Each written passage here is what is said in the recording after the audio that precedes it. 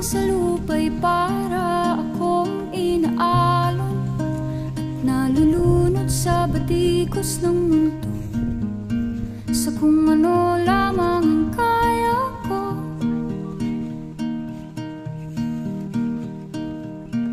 Bigang-biga na sa mga problemang di masolusyonan agad, parang wala nang bukas. Pwede bang umiwas? Hinahanap ang sarili, ngunit di nakakayanan sa ligaw na dinadaanan ko. Saan na to patungo? Saan ako patungo?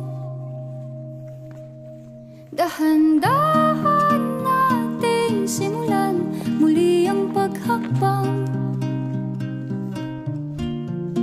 Dahan-dahan tumingin sa salamin upang makita ang ating kagandahan. Dahan-dahan iangat ang Demsler, I miss you. Alam po yung bitaron na ron. Goyod na pagkaan ni Ragbahubog. Pero di ka nag-isa. Wala, dili masipyat. Kaya't lumaban ka at sabihin,